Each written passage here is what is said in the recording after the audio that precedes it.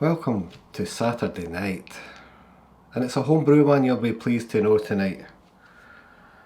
Here it is here, it's a Cooper's Pale Ale. A wee homebrew video for a change. I've got some details of the brew here for you.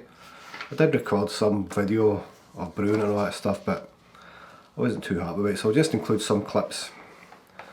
So it's a Cooper's Pale Ale. Had it lying about for a few years actually.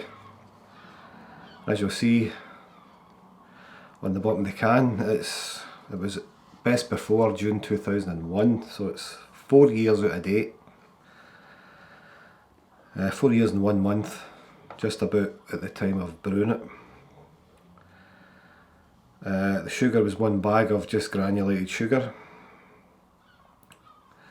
and 500 grams of Cooper's light spray malt. Didn't use the yeast obviously that was included in the kit, so I bought an extra one for it, a fresh one, 5 grams of ale yeast by Young's. Then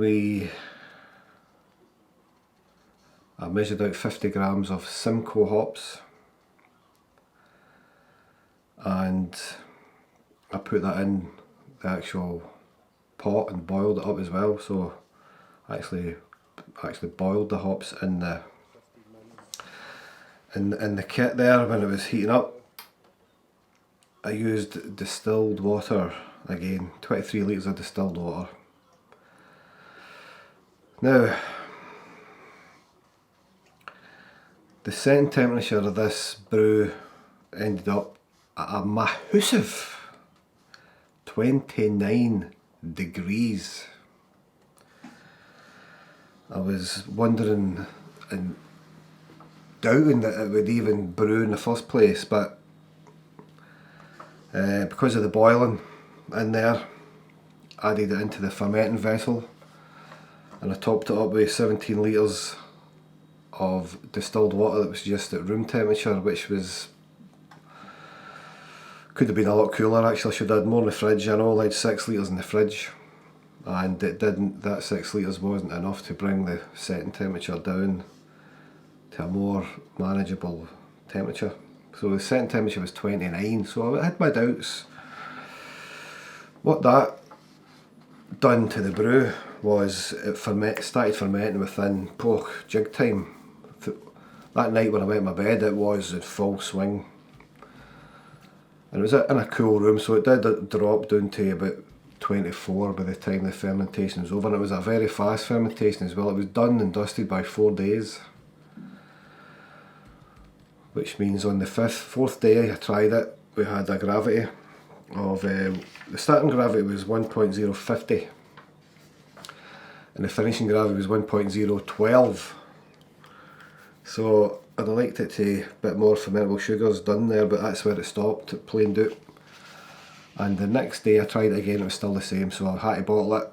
It had already started clearing. I like a bit more suspended yeast for a bit of carbonation. So the bottles feel quite hard here, plastic bottles. It feels quite carbed, so hopefully that's the case. It's crystal clear now. Let's see if any of the high temperature fermentation has imparted any kind of off flavours. So that gives it 5% ABV and a attenuation of 75%. So without further ado,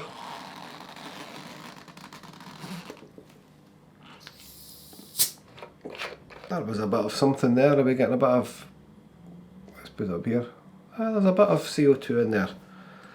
Here's hoping. Let's get it in the glass. So it's been boiled roughly for it's only about 4 or 5 weeks, maybe 5 weeks, and Monday coming. So I would normally expect decent carbonation by that point. That's looking not too bad. This has been in the fridge overnight, this bottle, right enough, so Normally when you just bottle them from your box and they're not cooled down any, they are quite lively. So there's, you can see it's crystal clear, a nice brown colour. It's like a kind of, it's like an 80 shilling, a Scottish 70 shilling type colour. This glass incidentally has got a wee widget in the bottom of it anyway to help it along too, but you can see at the moment there it's plenty gas in it.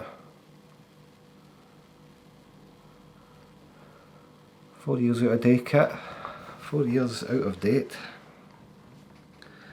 I like the colour, I do like the colour. It's like it's like a 70 shilling. Whether that's the colour it's supposed to be, I'm not sure, because on the can it looked as if it was like a kind of IPA lagery colour. So whether that said something today with 4 years out of date or not, I've never made a Cooper's pale ale before. And it doesn't look really pale, does it? Let's give it a wee nasal passage here. Well, right away you're getting that classic homebrew aroma. The malty, it has got a wee sweetness there. That's because it's still got, it didn't ferment out all the sugars. So I'm expecting this to be a bit sweet. Just a very, very beery taste, smell, sorry, very beery. Getting a wee hint of the hops there too, 50 grams of Simcoe. Definitely getting that in there, and it's still doing the biz with the old gassage. Eh? Right, let's get this down.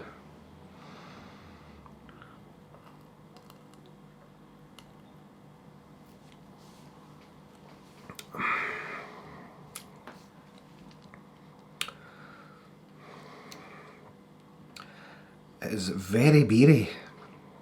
I know that's a stupid thing to say because it's beer, but it's very, very beery indeed. That hops is just excellent. Never used Simcoe hops in my beer, but it's always Cascade I use. Get a nice wee hoppy dryness at the back of the throat.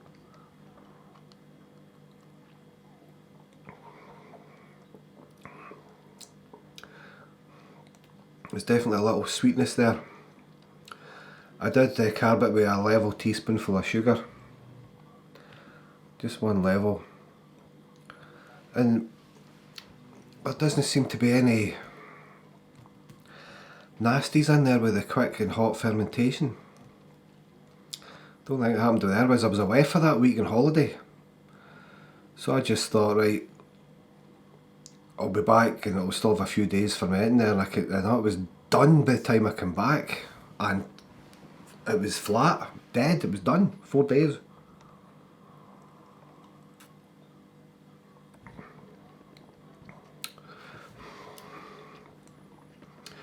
It's got that sweetness about it, very, very mildly, that it's a beer shandy. It's got that kind of sweetness there, that it's got a wee bit of lemonade in it, like tops, you know, that kind of heavy tops. But it's still going there, isn't it? Cracking colour. So you're getting the mild hop, you're getting a cracking malty aroma and flavour, and that's from you there. That'll be helped by the Cooper's spray malt, wouldn't it? 500 grams of the Cooper's spray malt. I bought a light spray malt because I was expecting it to be the colour on the can. If I'd known it was going to be a dark beer, I've got extra dark spray malt there that I use on all my stouts and my beers. But there we go.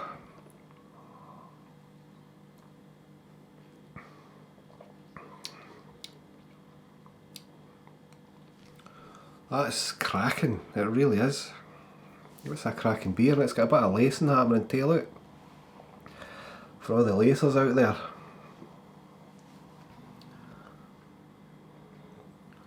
The old carb is slowed down a bit, but it's still happening. That could be the widget at the bottom of this is doing the job right enough.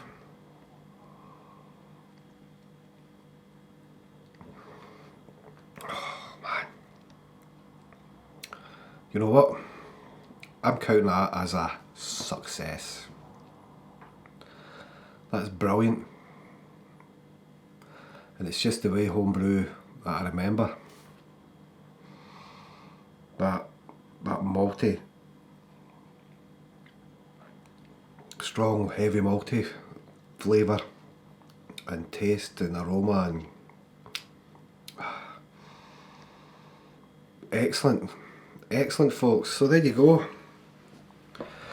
If you've got any of these old cans of extract lying about, don't throw them away. Obviously the yeast gone, but these, providing the can's not been compromised and it's still in good nick.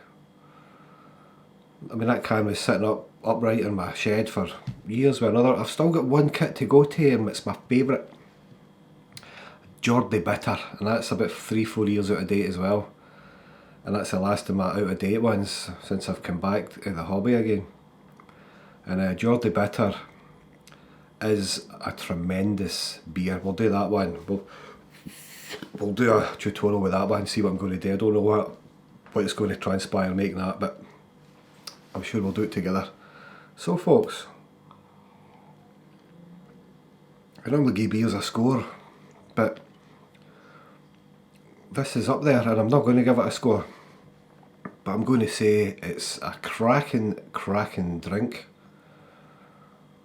and it's a success, isn't it? 4 years out of date, and it still ends up, look at that.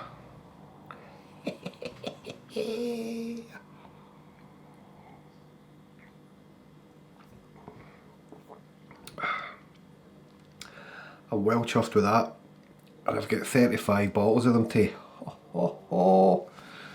So I'll keep a wee bit longer, but I think they've reached their peak carbonation anyway. Is it still coming up there? It's still going. Nice white, pardon me, a nice white creamy head on the tap there. As you see, it's just sticking to the glass. Job done, man. Job done. Anyway, as I says, we've got plenty more tastings, reviews coming up, and we've got some homebrew and how-tos in the pipeline as well. Jim, a couple of videos ago, when he made his first ever brew, when we split the batch, he took 20 bottles up to him, and that was from an out-of-date stout as well, Cooper Stout. He has now brewed his own kit in the house there and bottled it last weekend before he's away this weekend at work. So a couple of weeks time maybe get a wee sample off of that, see how he does it, see how his has got on. So he's got the bug too, it's great. So thanks for joining us guys. Don't throw any of that stuff out, get it brewed, get it stored up for Christmas now. It's August, so it'll be great for Christmas, and we'll speak again soon. Catch you later.